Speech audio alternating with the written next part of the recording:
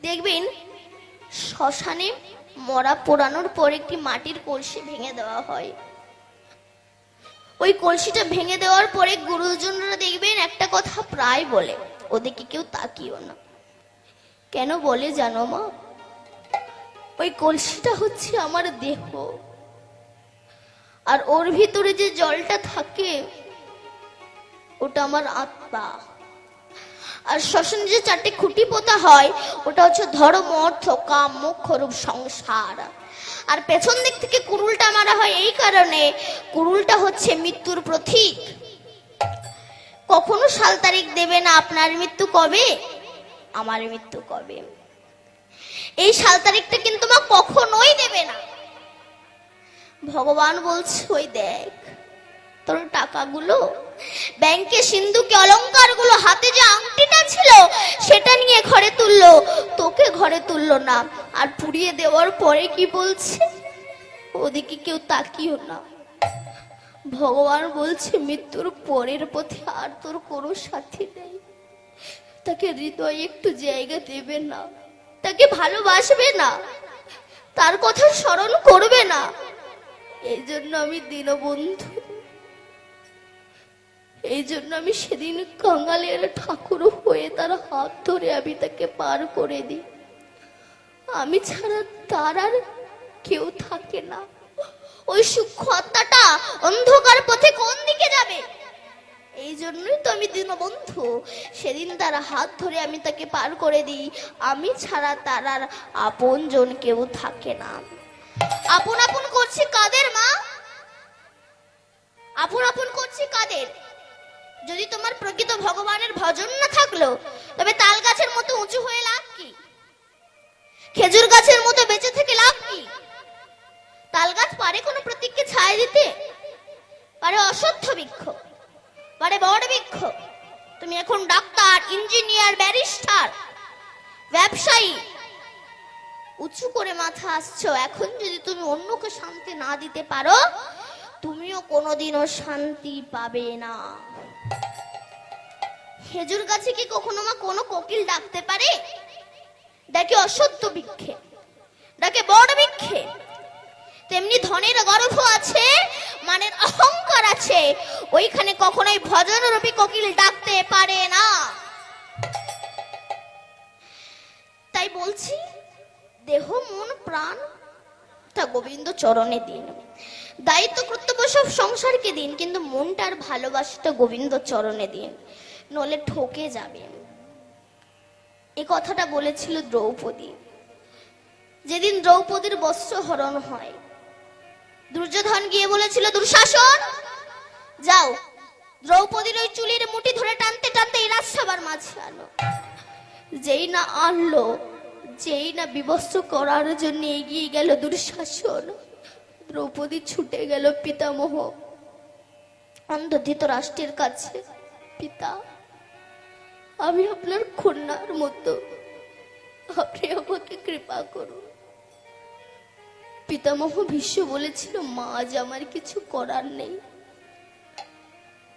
গেলেন পিতামহ ভীষ্মের কাছে, দাদু আজ তোমার সামনে তোমার ঘরের কুলবধূকে বিবস্ত্র করবে, তুমি তা সহ্য করতে পারবে? পিতামহ ভীষ্ম নীরব মাথা নত করলেন। ভীষ্মদেব যার ইচ্ছায় সূর্য উদয় হওয়া রুদ্র হয়ে যেতে পারে, সেই ভীষ্মদেব বলছে মা আজ আমার কিছু করার নেই। গেলেন গুরুদেব দ্রোণাচার্যের কাছে। গুরুদেব, ওই যে কথাই বলে না, অজ্ঞান অতিবিরন্ধস্য জ্ঞানাঞ্জনা শলাকয়া চক্ষুষে মিলিতম যেন তস্मै শ্রী গুরুভি নমঃ।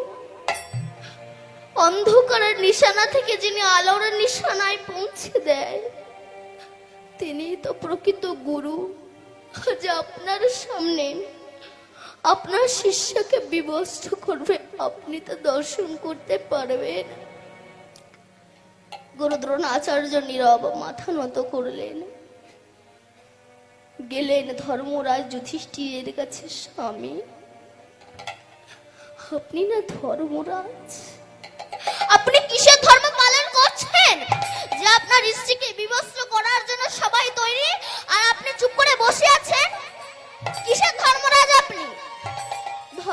যুধিষ্ঠির নীরব মাথা নত করলে। গেলেন মৃকদর ভীমের কাছে, স্বামী তুমি কি তোমার সেই গদা হারিয়েছ?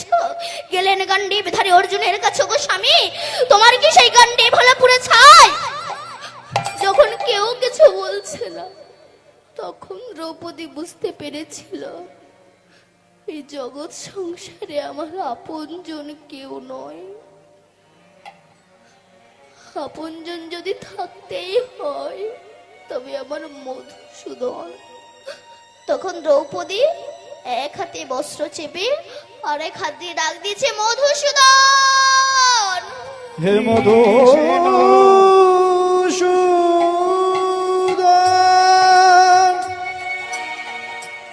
একবার এসো, একবার এসো,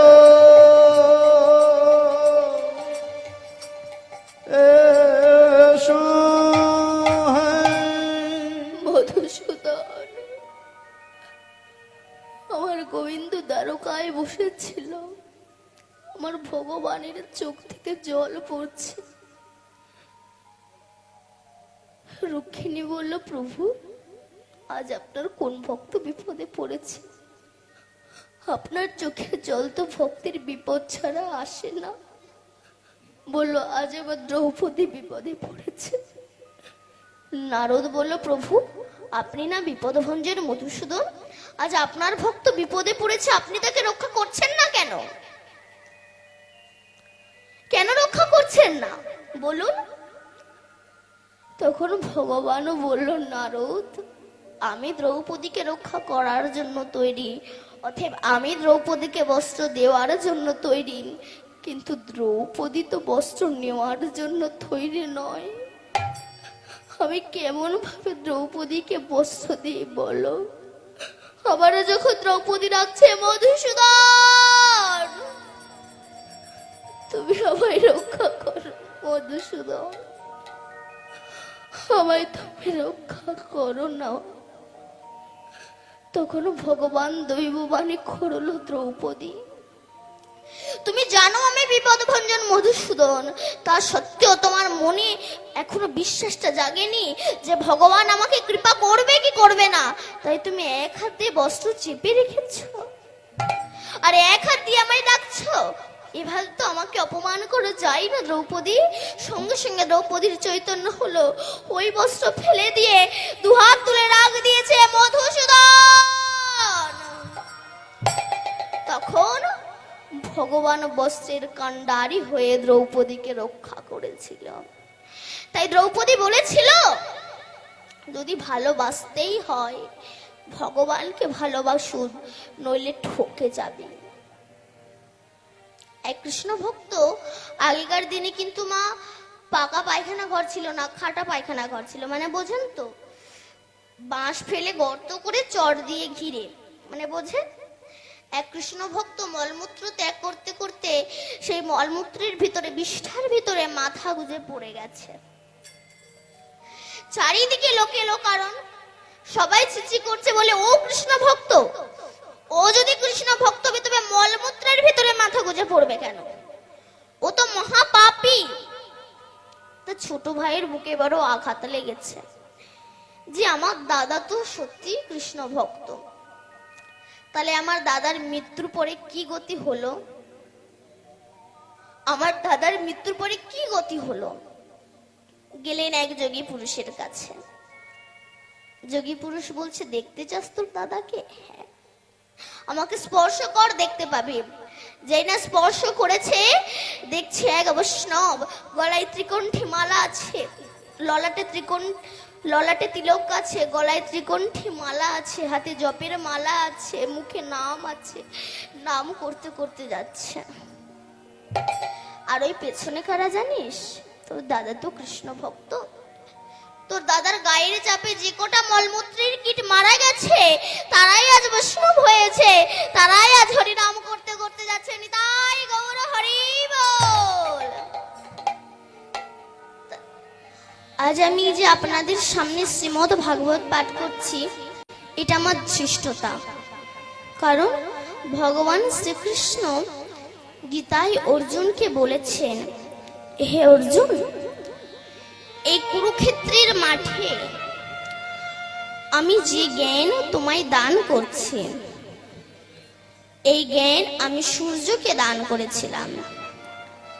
সূর্য মনুকে দান করেছিল, মনু ইক্ষ্বাকু রাজাকে দান করেছিলেন, ইক্ষ্বাকু রাজা যাজ্ঞবল্লক মুনিকে দান করেছিলেন, যাজ্ঞবল্লক মুনি মৈথিলকে দান করেছিলেন, মৈথিল ব্যাসদেবকে দান করেছিলেন, ব্যাসদেব সুখদেবকে দান করেছিলেন এবং সুখদেব পরীক্ষিত মহারাজকে দান করেছিলেন।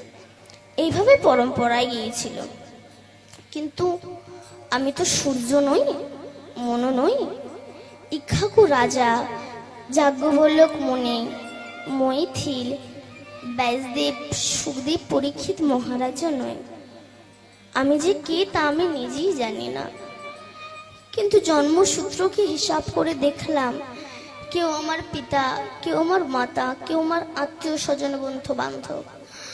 তাই শ্রীমদ্ ভাগবত পাঠ করতে গিয়ে আমার যদি কোনো ভুল ত্রুটি হয়ে যায়, নিজ গুণের সন্তান মনে করে আমাকে ক্ষমা করে দেন। নিতাই গৌর সীতানাথ প্রেমানন্দে হরি হরি। হরে হরি বল। অদ্বৈত আচার্য যে নাম গোলকে ছিল, অদ্বৈত আচার্য কত সাধনা করে এনেছিলেন। আমাদেরকে বললেন, ওরে কলিহত জীব, তোরা আর ঘুমিয়ে থাকিস না, একবার চেয়ে দেখ, পূর্ব দিগন্তে প্রতিদিনের ন্যায় সূর্য উদিত হয়। উদিত হয়ে তার কিরণ জল বিস্তারিত করে গগনে 12 ঘন্টা খেলা করে। খেলা করার পরে ধীরে ধীরে তার কিরণ জাল গুটিয়ে লয়ে পশ্চিম দিগন্তে হেলে পড়ে। তদ্রূপ এই মানব জীবনে মায়ের গর্ভ থেকে ভূমিষ্ঠ হয়ে মায়ের কোল আলোকিত করে নিজের যৌবন কিরণ জাল বিস্তারিত করে স্ত্রী পুত্র নাতি নাতনি এদের সঙ্গে খেলা করতে করতে কখন যে আয়ু সূর্যটা মৃত্যুর কোলে ঢলে পড়ে, এ কথা কেউ বোঝে, আবার কেউ বোঝে না। যারা বোঝে তারা কৃষ্ণ ভজে, যারা বোঝে না তারা কৃষ্ণ ভজে না।